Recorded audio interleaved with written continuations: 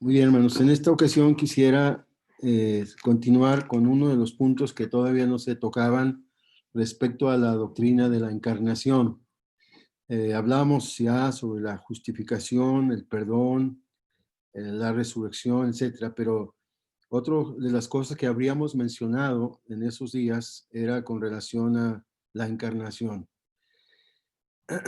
El apóstol Juan en particular hace un énfasis sobresaliente sobre esta verdad manifestada por las Escrituras y también por el mensaje del Evangelio.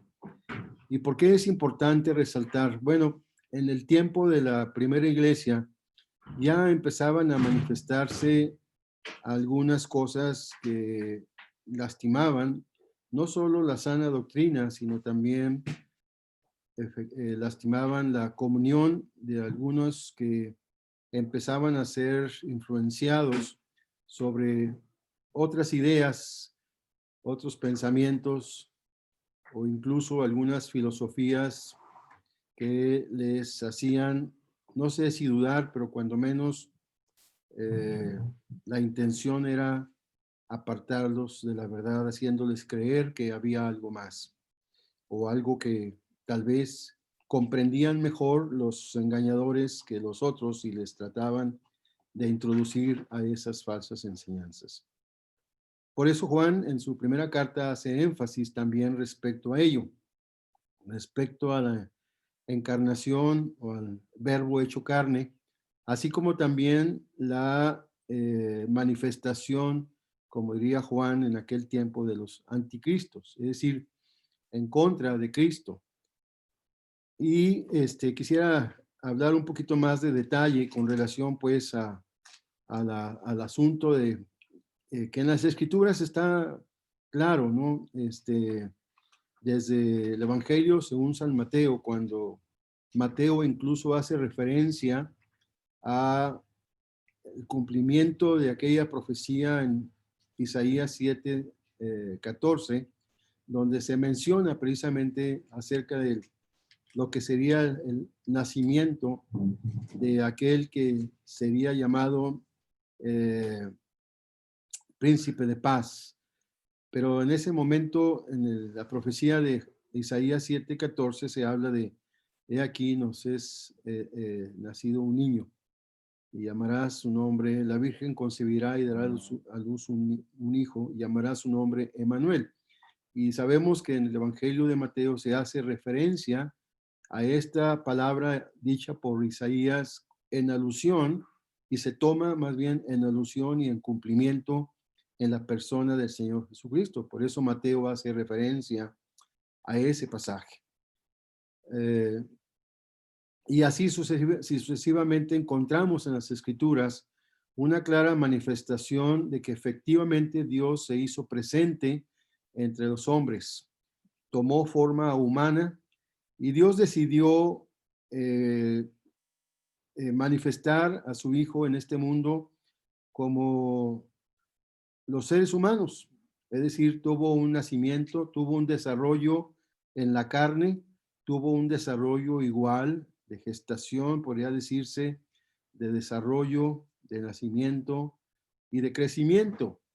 Pero obviamente sabemos que como también en el Evangelio de Mateo se revela, eh, eh, es por obra del Espíritu de Dios. Así que aunque fueron 3 años de una manifestación abierta, pública, una proclamación pública de la persona y la obra del Señor Jesucristo, el Señor durante ese lapso de tiempo dio a conocer ampliamente, diríamos, su origen, ¿verdad? En alguna ocasión sabemos que habló a los discípulos diciéndoles, el que me ha visto a mí, ha visto al Padre que me envió, eh, etcétera. De muchas maneras el Señor Jesucristo dijo acerca de sí mismo que Él no era de este mundo, sino que había venido conforme a el plan de Dios.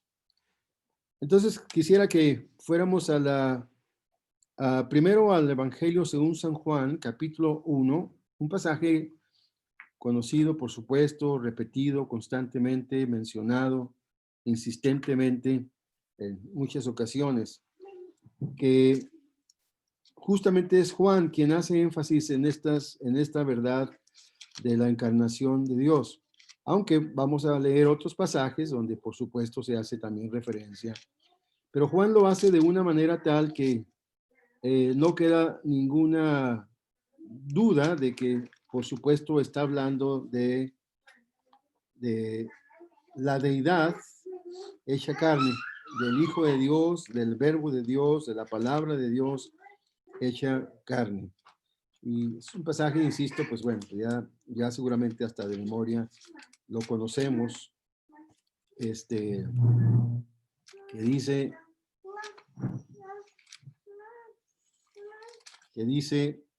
en el principio era el Verbo, y el Verbo era con Dios, y el Verbo era Dios. En algunas traducciones, pues puede ser que se traduzca esto como en el principio era la palabra, o en la versión griega, el logos, que es justamente la palabra o el verbo.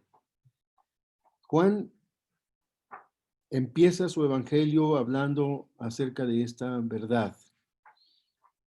Por lo tanto, del que se va a hablar en todo el evangelio, según Juan, es acerca de ese verbo que es Dios, pero también acerca de ese verbo que según el versículo 14 se hizo carne.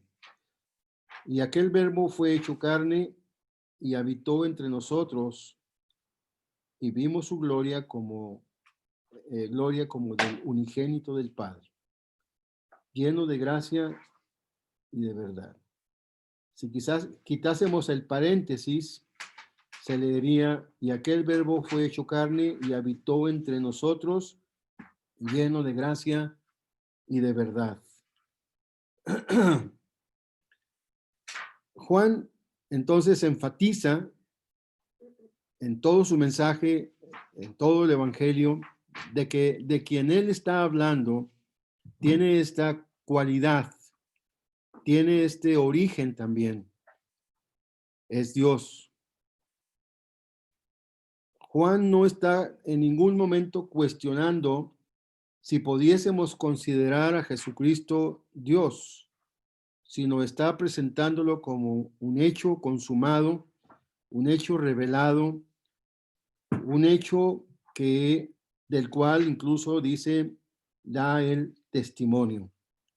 Jesucristo, nuestro Señor, es Dios hecho carne. En Hebreos capítulo 5, versículo 7,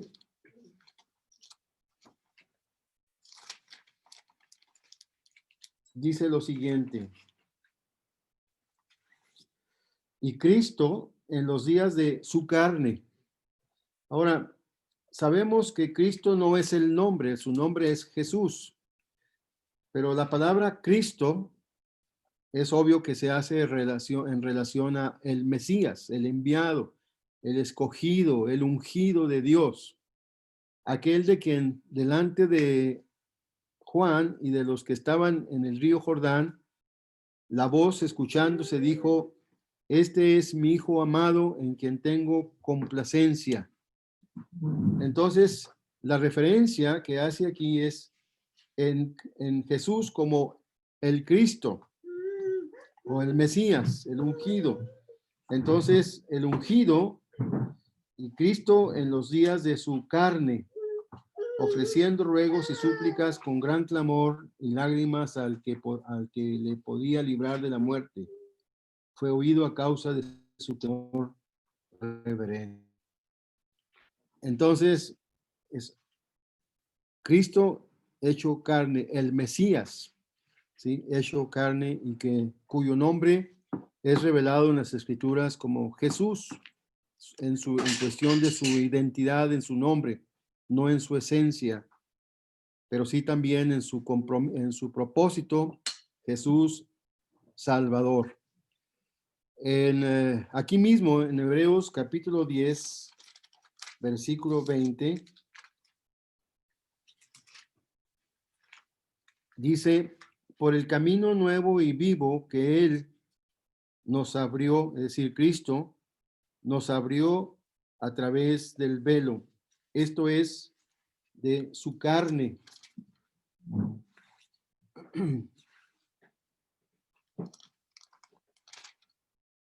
Por el camino nuevo y vivo que Él nos abrió a través del velo. Esto es de su carne. Es la forma que Dios eligió para la manifestación de la salvación a los seres humanos. La carta a los Hebreos, en el capítulo 1, como ustedes lo saben, habla acerca de que en otro tiempo Dios habló de muchas maneras, pero que en estos tiempos nos habla por medio de Jesucristo. ¿Qué hace diferente a lo que sucedió en el tiempo antiguo a lo que sucede hoy con relación a hablarnos por medio del Hijo? En el tiempo antiguo Dios también habló, Dios también proclamó a los hombres su palabra, Dios también reveló a los seres humanos su palabra, pero en particular el enfoque, podríamos decir, también fue hecho hacia el pueblo de Israel. Y se podría pensar, pues de esa manera tal vez se hubiera abarcado mucho en la presencia física. La presencia física está delimitada a un espacio y a un tiempo. Pero Dios decidió, por varias razones, la presencia física del Salvador. Una de ellas es que en la misma forma y en la misma manifestación que los que tendrían que ser salvados, el Salvador se hizo presente, es decir, en carne. En primera carta de Pedro, capítulo 3, versículo 18, en la primera carta de Pedro 3, 18 dice lo siguiente: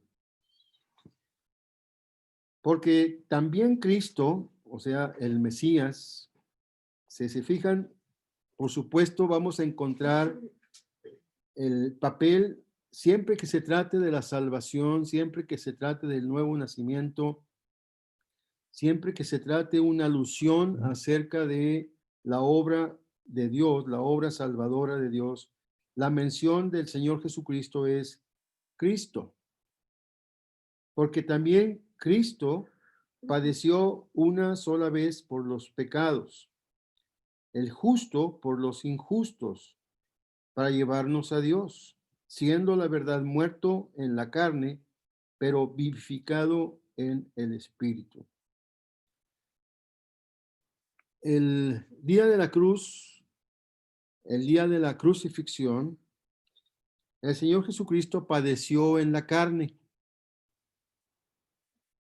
pero padeció plena y absolutamente todo lo que implicaba padecer la consecuencia eterna del pecado. Es decir, padeció absolutamente todo lo que iba a y lo que va a significar para algunos tener que padecerlo, pero para otros el haber sido librados de padecerlo, que somos los salvados. Nada faltó, nada faltó de la paga. El Señor en su muerte en la cruz y en la carne pagó absolutamente toda la cuenta que estaba en nuestra contra. No faltó absolutamente nada. Por lo tanto, no habría nada que nosotros pudiésemos saldar más como un complemento de la perfección de su salvación. El Señor plena y absolutamente pagó y satisfizo la misma Dios que demandaba. La paga del pecado es muerte. Dios pues decidió que fuese a través y en la carne que esto aconteciese, para que en la misma condición que los salvados, el Salvador padeciera la cruz. Ahora, en la primera carta de Juan,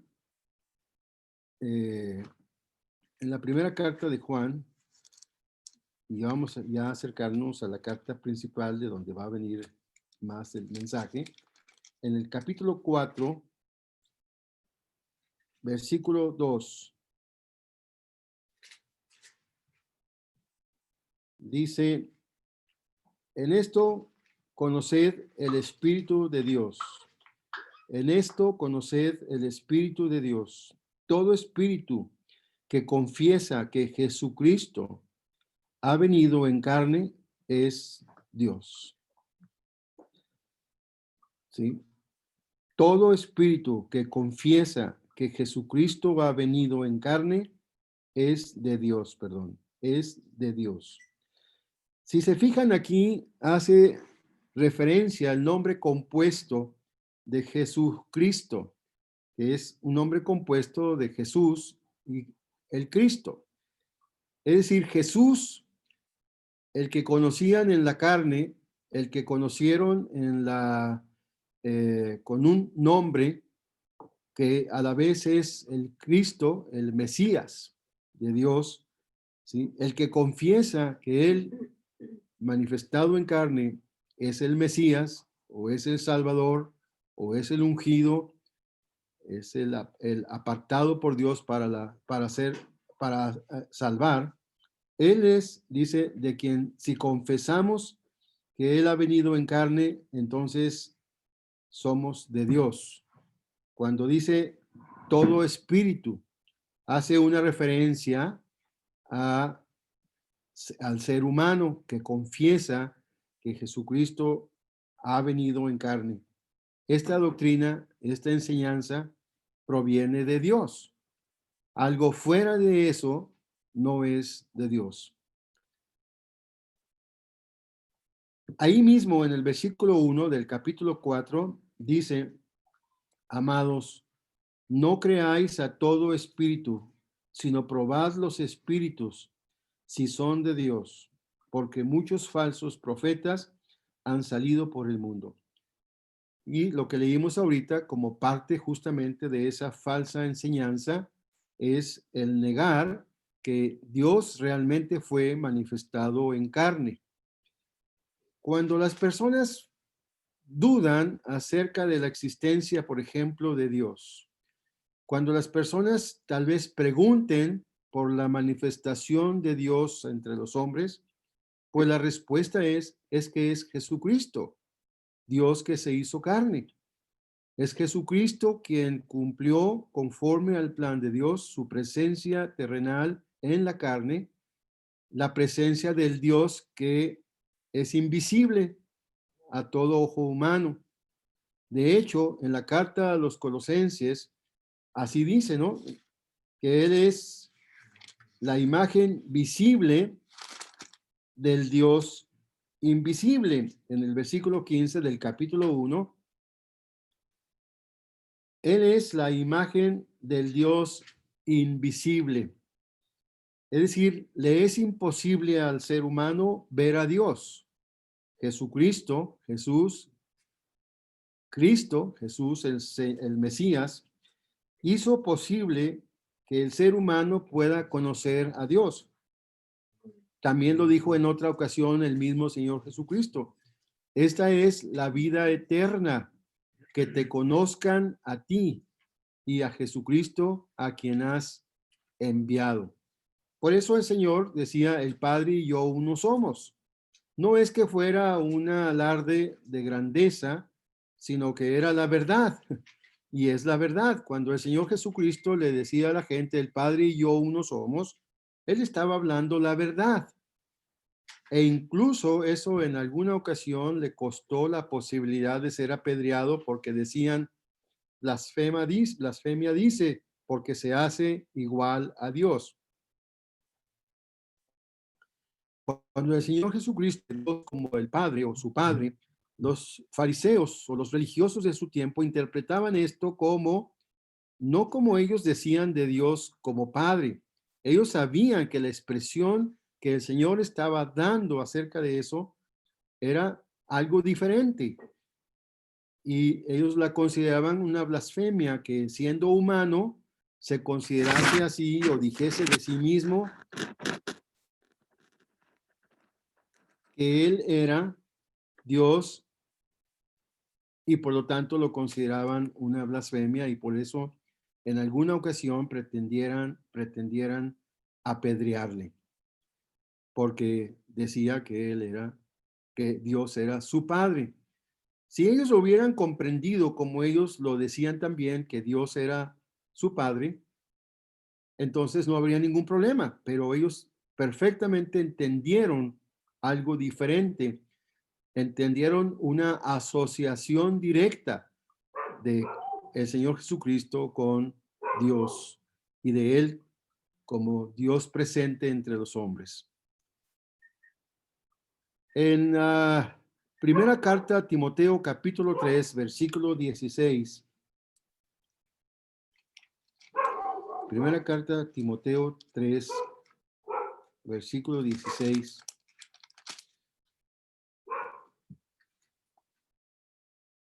Vemos este pasaje que dice: indiscutiblemente grande es este misterio de la piedad. Dios fue manifestado en carne. ¿Sí? ¿Sí? ¿Quedara alguna duda? Bueno, pues Dios ya estuvo manifestado en carne en este mundo. Dios ya vino y se manifestó y se hizo presente y visible en carne en este mundo. Justificado en el Espíritu, visto de los ángeles, predicado a los gentiles, creído en el mundo, recibido arriba en gloria. Pablo cuando cuando dice esto, pues está haciendo claramente una referencia al Señor Jesucristo implicado en esta verdad. Dios fue manifestado en carne. ¿Sí? Dios fue manifestado en carne. Por lo tanto, cualquier enseñanza que no esté ligada a esa clara manifestación de Dios que vino a este mundo en carne, pues sería una aberración contra la verdad, sería una mentira contra la verdad, sería un engaño contra la verdad. Y aunque Juan está hablando a los creyentes en la primera carta, en el Evangelio probablemente sea más bien la intención, o más bien la intención es proclamar de manera universal el mensaje de la salvación. En primera carta de Juan está enfocado a aquellos que, como él dice, han creído, ¿sí? Han creído en el Señor Jesucristo como Señor y Salvador. Eh,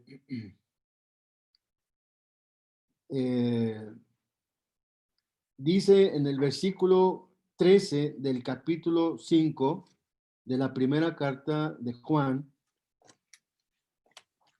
en el capítulo 5, versículo 13, dice, estas cosas os he escrito a vosotros que creéis en el nombre del Hijo de Dios, para que sepáis que tenéis vida eterna. Fue como el Señor Jesucristo lo dijo, para que te conozcan a ti. ¿Sí? Esta es la vida eterna, para que te conozcan a ti, que te conozcan a ti. Después hablaremos sobre qué es la vida eterna, pero aquí lo que dice es, estas cosas os he escrito a vosotros que creéis en el nombre del Hijo de Dios. En el Evangelio, insisto, el enfoque es universal para de la verdad. para que todo el mundo se entere y pueda llegar a ser salvo, como dice en los últimos capítulos del Evangelio.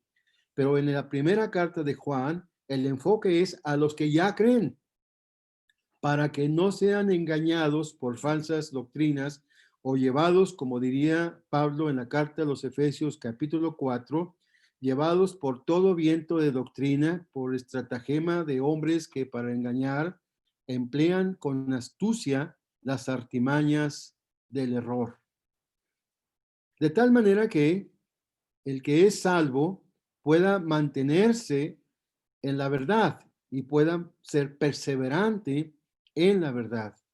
Y cuando decimos en la verdad, estamos diciendo en la sana doctrina, en la revelación sencilla, clara y directa de Dios a través de las Escrituras. Muy bien, regresando a la primera carta de Juan en el capítulo 1, quisiera enfatizar varias cosas ahí. Del versículo 1 al versículo 4.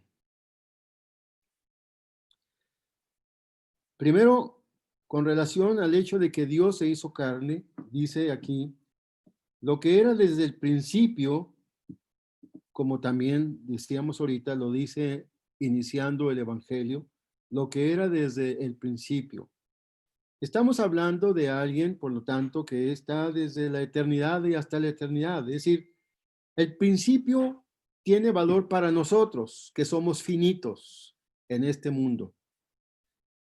Pero en la eternidad, no, en la eternidad es desde la eternidad y hasta la eternidad, cosa que sería incomprensible para nosotros mientras estamos en este mundo. Nosotros en este mundo estamos ligados al tiempo, estamos ligados a lo finito en este mundo, pero en la eternidad no.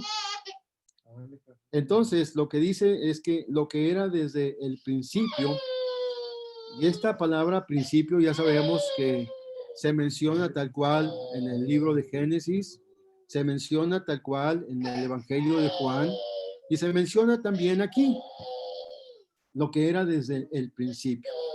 No en ese tiempo, sino desde tiempo antes, desde siempre. De hecho, cuando el Señor Jesucristo dijo a los fariseos, antes que Abraham fuese, yo soy. Y le dijeron, tú no tienes ni 50 años. ¿Cómo puedes decir que antes que conociste a Abraham? ¿Sí? Pues porque cuando el Señor Jesucristo está hablando con ellos, no está hablando nada más el ser humano Jesús, sino Jesucristo, es decir, el Mesías, el Dios que se hizo carne. Pero dice también lo que hemos oído, lo que hemos oído. Algo que muchas veces dice que apelan a aquellos que quieren negar lo que no ven, es que si no lo oyen personalmente, si no son capaces de escucharlo directamente, personalmente, etcétera, entonces no es posible. Y Juan hace énfasis en su testimonio diciendo lo que hemos oído. Es decir, nosotros escuchamos, tuvimos la oportunidad de oírle personalmente, tuvimos el momento, el tiempo, el lugar donde nosotros, diría Juan, escuchamos personalmente al que era desde el principio. Cuando Moisés escribió en el libro de Génesis, en el capítulo 1, acerca de esto, pues todos leemos lo que Moisés escribió y nos enteramos que Dios creó el cielo, creó la tierra, creó el cosmos, creó todas las cosas y lo creemos ahora.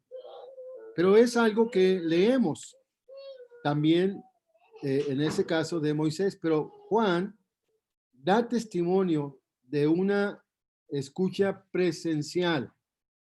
Juan aquí lo que pretende es decir, declarar para fortalecer la fe, para fortalecer la comunión de los creyentes, el hecho de ¿sí? Lo que hemos oído, lo que hemos visto con nuestros ojos. Esta declaración, lo que hemos visto con nuestros ojos, es como una especie de énfasis, es que lo vimos nosotros. No, nadie nos los contó, ¿verdad? Nadie nos lo contó. Nosotros lo observamos, lo vimos, ¿sí? No estamos hablando de algo que solamente escuchamos, que dijeron por ahí, murmuraron por ahí, que transmitieron por ahí, pues que andan diciendo por ahí. No, Juan asevera personalmente, nosotros lo vimos, ¿sí? Si Dios se hizo carne en Jesucristo, pues Juan dice, lo vimos, ¿sí? Cuando alguien pregunte o les pregunte, pues, si Dios existe o Dios se ha hecho visible alguna vez, pues lo hizo hace 2000 años. Y el testimonio que encontramos de parte de los apóstoles es justamente eso, que Dios lo hizo, Dios se manifestó. Así que hay un tiempo en la historia humana donde Dios se hizo claramente visible a los seres humanos. Otra cosa que dice aquí es lo que hemos contemplado. Ahora, ¿cuál sería la diferencia entre decir lo vimos o lo hemos visto y decir lo que hemos contemplado? ¿Qué decimos cuando decimos contemplado? Cuando usamos la palabra contemplado, ¿qué estamos diciendo, hermanos? Si es pregunta, ¿eh? Cuando utilizamos el término contemplar, ¿a qué nos estamos refiriendo? No, disfrutar, ¿no? Parecido. O fijar nuestra atención. Fijar nuestra atención, alguien más. Pues saberlo físicamente, ¿no? También. Ajá, pareciera que estamos hablando de lo mismo, ¿no? Ver y contemplar, pareciera que estamos hablando pues de lo mismo, se usan los ojos para ver o contemplar, pero ¿cuál creen que sería la diferencia?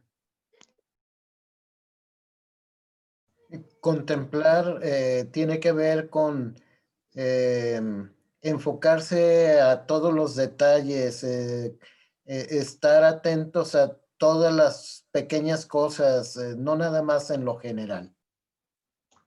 Así es. Sí, Podríamos decir que el contemplar va más allá del solo hecho de ver, ¿sí? Podemos ver algo, pero no nos fijamos los detalles, podemos ver algo, pero tal vez perdimos mucho de lo que observamos que no fue suficiente.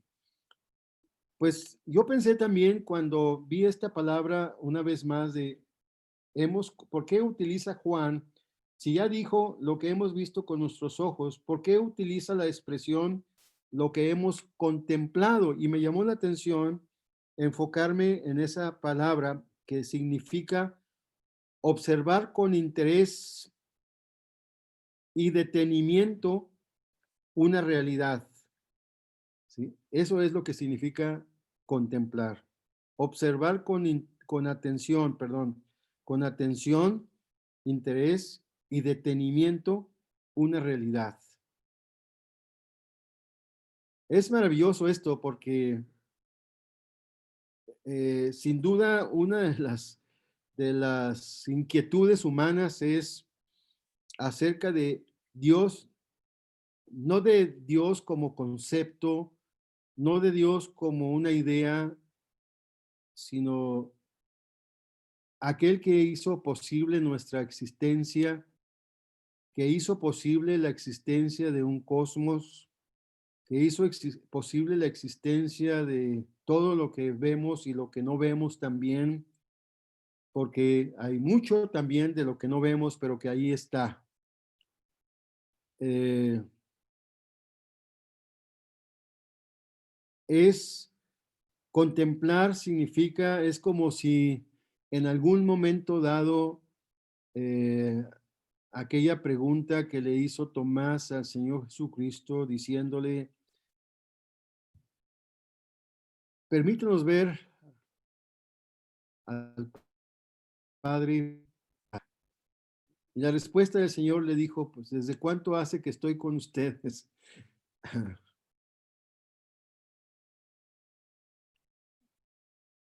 Tal vez les faltaba contemplar, ¿verdad? Les faltaba contemplar todavía más de aquel que estaba delante de ellos.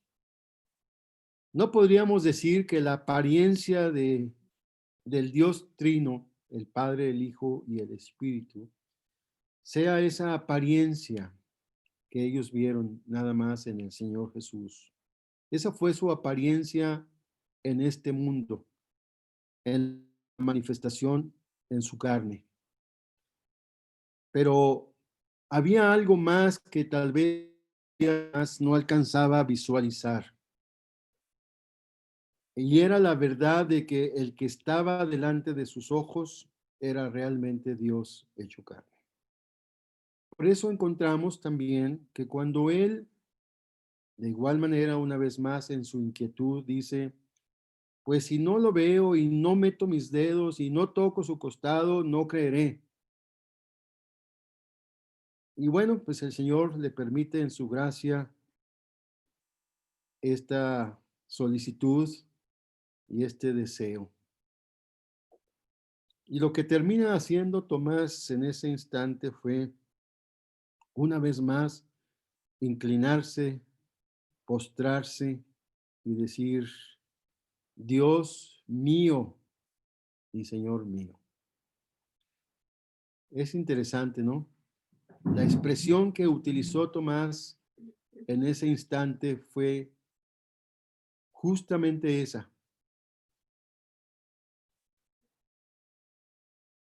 Porque había contemplado al fin, con atención, con interés y detenimiento, esa realidad de que el Salvador no solo es alguien que vino a cumplir el propósito de la salvación, sino que fue Dios quien se encargó de ello. Dios lo hizo y lo hizo en el Señor Jesucristo. Contemplar también significa reflexionar. Una reflexión detenida, serena y profunda e íntimamente fuerte para formarse una opinión. Y digo que me llama la atención que Juan use este término, porque es como si me pareciera que si hubiese sentado alguna vez sin decir nada, sin preguntar nada, sin comentar nada, y se hubiese puesto a ver al Señor Jesús ahí sentado con ellos, y a lo mejor la pregunta en su mente, en su corazón, y cuántas cosas pudo haberse llenado su pensamiento al contemplar al Señor Jesucristo. El solo hecho de haberse sentado alguna ocasión ahí con Él y estarlo observando. En alguna ocasión, ¿se acuerdan? Se preguntaron, ¿quién es este? ¿Quién es que aún los vientos y el mar le obedecen? ¿De quién se trata? ¿Quién es realmente este? ¿Se acuerdan? Se preguntaron ellos alguna ocasión, ¿quién es este? El viernes en el estudio comentábamos que en Juan capítulo 6, cuando dice que muchos se apartaron porque no pudieron, si leyésemos el pasaje, dice que no pudieron tolerar la enseñanza, no la podían discernir, no la podían, pero había otra razón. Algunos de los primeros seguidores, entre comillas, del Señor Jesús, que ya después no andaban con él, querían hacerle rey, porque su intención meramente era ser, como en los tiempos antiguos, a través de los jueces, ser librados del dominio romano, ¿verdad? En la carne, por supuesto.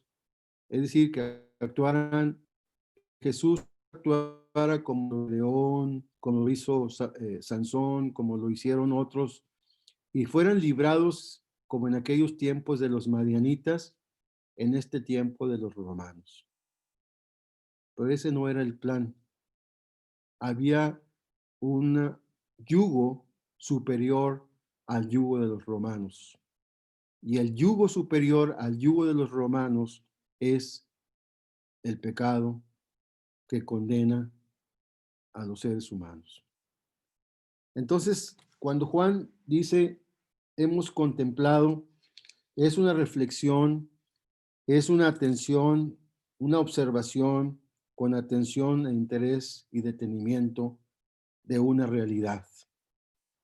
Así que por eso toma un valor inmenso esta expresión de Juan, afirmando, reafirmando e insistiendo que en el que hemos creído no es simplemente la idea de creer en un Dios como dirían algunos. No es la idea de creer en algo como dirían otros.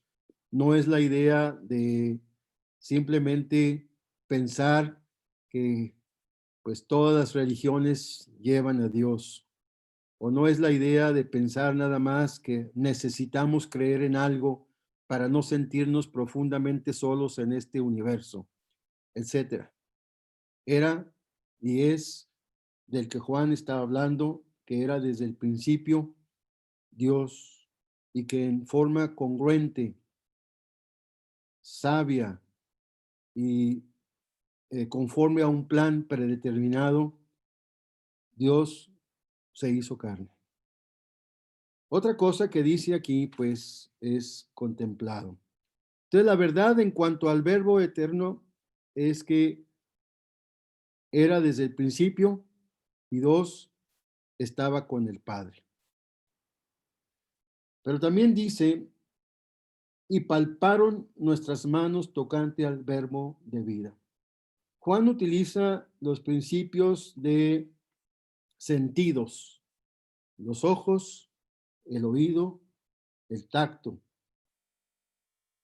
pero profundiza en ello. No es nada más la capacidad de ver, la capacidad de oír y la capacidad de tocar. Y eso me hizo pensar en un tiempo que conocí a algunos jovencitos o unos niños invidentes y que tuvimos la oportunidad de convivir con ellos en varias ocasiones.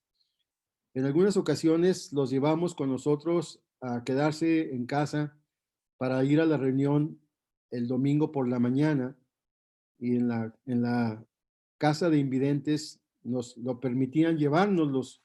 Nos llevábamos 5 o 6 jovencitos invidentes para llevarlos a alguna reunión el domingo en la mañana. Y me acuerdo mucho que en la noche que estábamos platicando ya para dormir, pues estábamos haciendo casi ahí una pijamada, yo platicaba con ellos sobre cómo se sentían y, y yo nunca encontré una cara de amargura en ninguno de ellos. Me acuerdo que ninguno de ellos estaba triste por su condición. Ellos tenían una capacidad tal de haber desarrollado otras sensaciones como el tacto, el oído, a un grado tal que yo no lo tenía. Me admiró, hicimos unos juegos y me admiró la capacidad que ellos tenían para solucionar lo que estábamos haciendo solo con el hecho de que podían tocar y podían oír. Es impresionante cómo se pueden desarrollar. Bueno, pues entiendo un poco más acerca de esta intención de Juan de enfatizar. Si ustedes han creído ya, permanezcan en la verdad, permanezcan y perseveren ahí, no cambien, no se vuelvan atrás, no volteen sus ojos para otro lado, están en la verdad, andan en la verdad, perseveren en la verdad. Y luego, versículo 2, porque la vida fue manifestada. La manifestación del verbo de Dios que es vida es enviada por el Padre. ¿Sí? El Hijo es enviado por el Padre. El Padre que me envió, dijo algunas ocasiones el Señor Jesucristo. Él es enviado por el Padre. No fue una ocurrencia, como dirían algunos, incluso, que cuando intentan entender al Señor Jesucristo, dicen, bueno, es muy probable que Jesús haya estado un tiempo con los esenios, que era una célula, parece ser de personas que, pues que sí, que eran enfocadas en la vida espiritual, que eran moralmente, pretendían vivir agradando a Dios, etcétera. Y decían que Jesús probablemente había estado con este grupo de personas, por ahí en algún lugar, en la meditación, en el aprendizaje, etcétera. Y entonces algunos pretendían achacarle a Jesús como alguien que venía de los esenios, un grupo moral y espiritualmente deseoso de, pues, hacer las cosas bien. Pero no, el Señor Jesucristo no fue enviado por los esenios.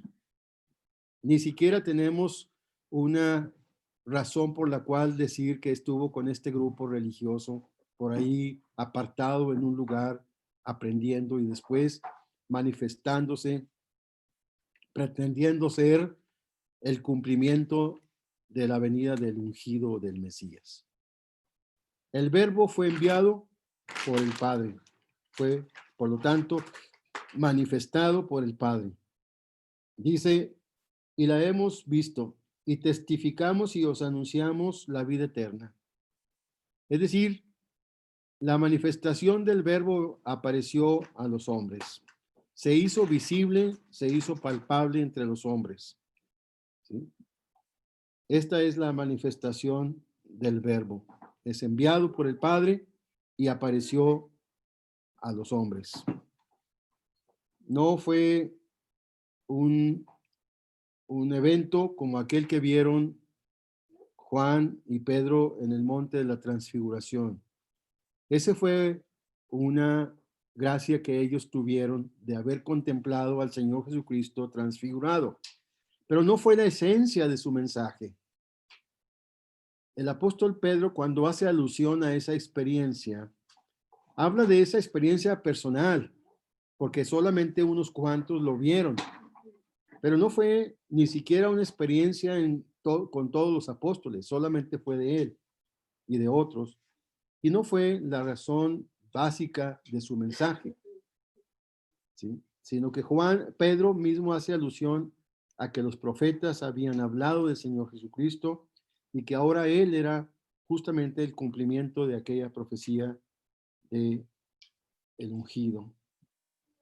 Dice, la cual estaba con el Padre y se nos manifestó. Por eso decimos que la manifestación del Verbo tiene dos cualidades.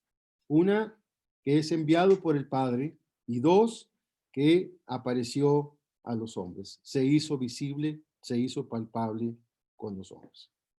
Y en cuanto al testimonio, o al testimonio en cuanto al Verbo, dice, lo que hemos visto y oído, eso os anunciamos para que también vosotros tengáis comunión con nosotros.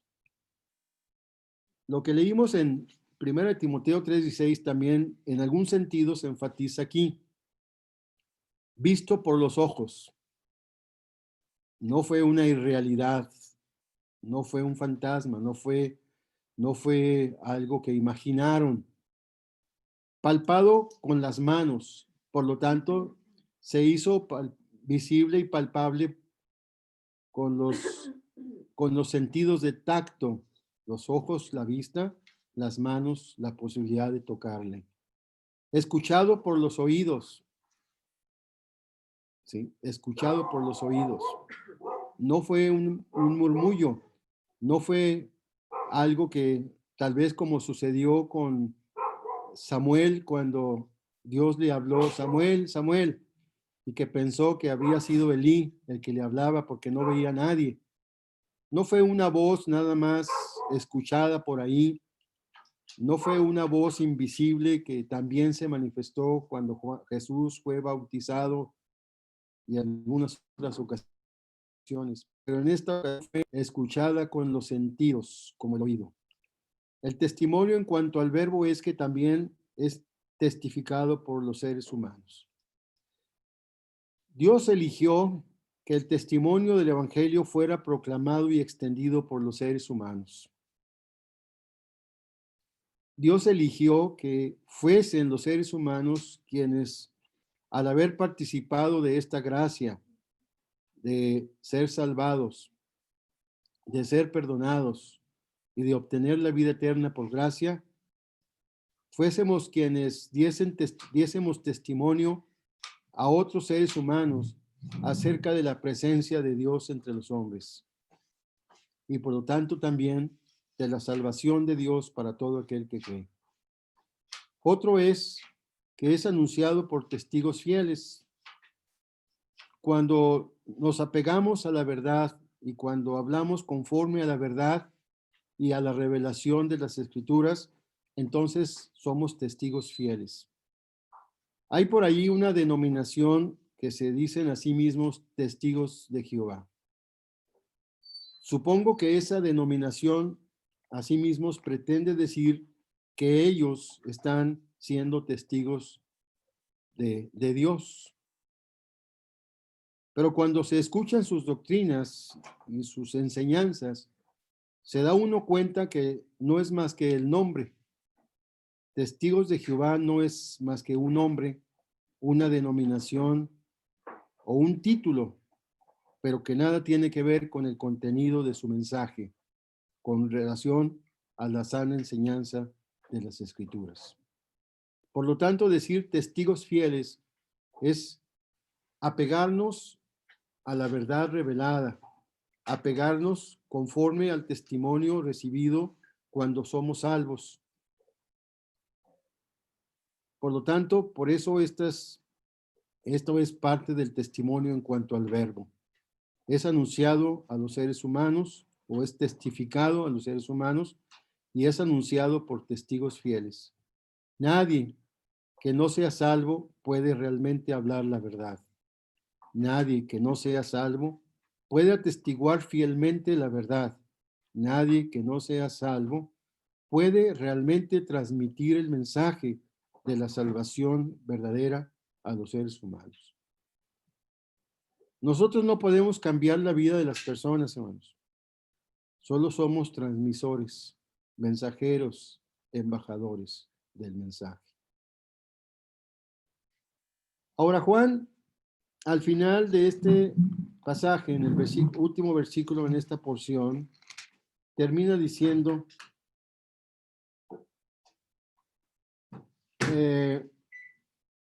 para que también, lo que hemos visto y oído, eso os anunciamos, para que también vosotros tengáis comunión con nosotros. Y nuestra comunión verdaderamente es con el Padre y con su Hijo Jesucristo. Estas cosas os escribimos para que vuestro gozo sea cumplido. Hermanos, estamos en tiempos difíciles. Ya se ha dicho desde hace un rato que estamos en un tiempo sin duda de aflicción. No podemos vernos personalmente, no podemos reunirnos aunque quisiéramos, y no porque no podamos hacerlo. La intención de no hacerlo básicamente es ser prudentes y no someter a riesgo a otras personas acerca de esto que ya hemos, lamentablemente, algunos de ustedes padecido personalmente, otros que hemos tenido o hijos o hermanos o familiares contagiados y que pues se ha sufrido de diferentes formas. Quisiéramos vernos y estar en el mismo lugar y alabar en el mismo lugar y tener comunión en el mismo lugar. A veces lo que sucede con estas medidas que estamos buscando para convivir y tener comunión es que lamentablemente no podemos a veces no perseverar. Ese es el riesgo. Yo recuerdo que al principio, cuando transmitimos del ministerio, empezábamos a tener visitas arriba de 20 contactos, cuando menos 20 aparatos conectados con familias o con personas atrás de esos aparatos. Hoy, por ejemplo, estamos 17, pero no son 17 realmente porque pues son algunos contactos dobles por razones diferentes. Así que realmente si quitásemos algunos en lugar de 17 contactos y estuviésemos todos juntos en el mismo espacio, en realidad somos menos. Es triste eso porque si ya de por sí nos genera un problema el no poder estar juntos en el mismo lugar estos tiempos, y si aparte de ello, el único medio que por hoy tenemos de estar en el mismo sentir y en el mismo pensar, no lo aprovechamos, es triste. Y quisiera que orásemos, porque Juan dice al final de este pasaje, estas cosas os escribo para que vuestro gozo sea cumplido. ¿Y cuántos están perdiendo de esta posibilidad de estar cuando menos aquí, cuando menos en este espacio, antes de que podamos hacerlo una vez más juntos?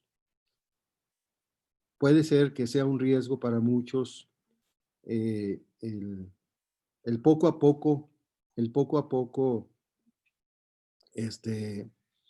pues no tener ninguna clase de contacto. Y yo creo que debemos orar como iglesia porque podamos perseverar, aunque sea por ahora, en este medio. Y en cuanto podamos, pues ya estar en el mismo lugar todos. Pero algunos tal vez por alguna razón circunstancial hoy no pueden estar, pero otros tal vez ya ha sido constante la ausencia. Y es por quienes quisiera que pidiésemos al Señor para que podamos animarnos unos a otros a la comunión y también pues afirmar y afianzar nuestra relación con el Señor Jesucristo.